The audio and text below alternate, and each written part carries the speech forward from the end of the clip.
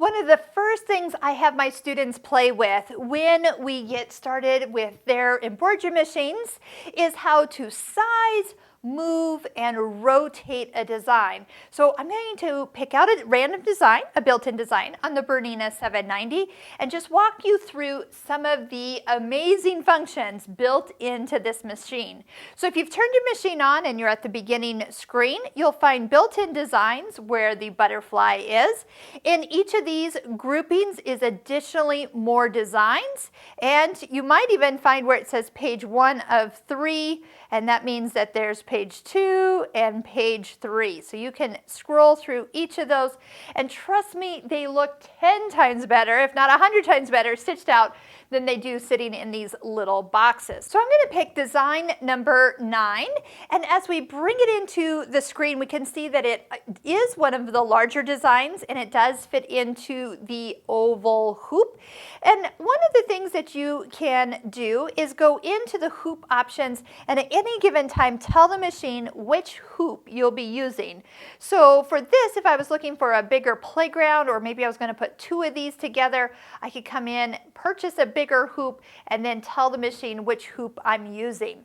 But for right now, we're talking about things you'll find in the I for information area. So here is where your functions will appear, and these first 3 are really what we're going to cover first. So first off is how to move a design. So with just simply putting your finger on the design on the screen, you can move it about. Now as you go outside it and let go, you will see if stitches are outside the stitching area, that hoop will turn red. So one thing that you can always do is that you can touch the movement arrows, and we can also use the knobs on the side to move them oh so slightly up, down, or side to side. But let me show you a quick way to clear something out. This will be something you'll see me use quite a bit because it is so easy.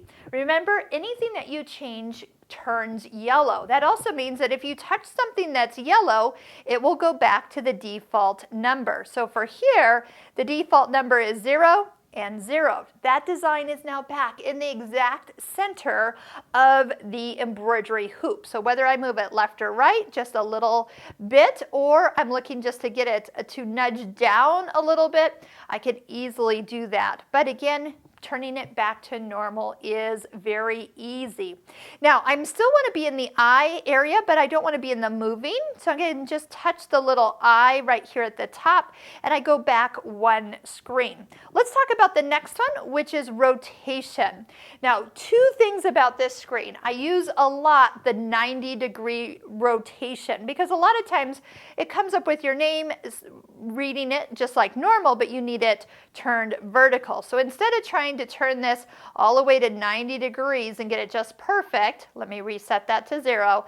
The 90-degree option is right at your fingertips. So we can turn 90 degrees all the way around the full 360 rotation and have it back to normal in no time. But you do find that turning it 1 degree at a time is an option on this machine, and you can totally use either one of these knobs. That's what that little hand with both knobs showing. So if you touch the lower one, it will still rotate. If you touch the top one, it will rotate. But look at this, touch it, goes back to that 0 location, and it is not been twisted out of position. All right, so touch the I, come back, and the last one we want to work with right now is actually the sizing option. So when you do touch that, kind of looks like a copy machine making something bigger or smaller. So at this point, we can make this design as large as the embroidery hoop will allow it to stitch.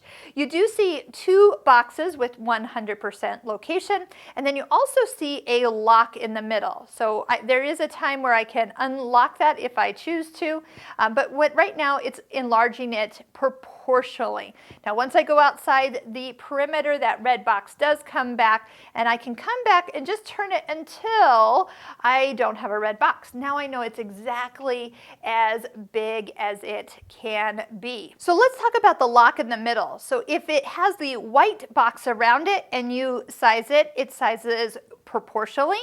But if you go ahead and touch it so the white box disappears, now we could actually make this taller or skinnier, totally changing the design. Now here's something about both the sizing, whether you're doing it proportional or unproportional, is the stitch count does change on a Bernina. And so that means that if you've reduced the size of it down 50%, you are going to have less stitches. It's going to take out the stitches that it doesn't need. Vice versa, if you make it as large as the hoop, it is going to add stitches in for you. So at any given time, you can also see how big the design is right here on the screen. And if you want to tweak it and fill up the entire hoop, but make it not look like everybody else's design, have fun and knowing that if you stretch a design, it is 99% of it is going to turn out just fine. It will increase the stitches. It's going to take twice as long to stitch, but that's no problem. Once you're set to what you want to do, remember you're going to come over here, touch the needle and thread, and it's ready to stitch.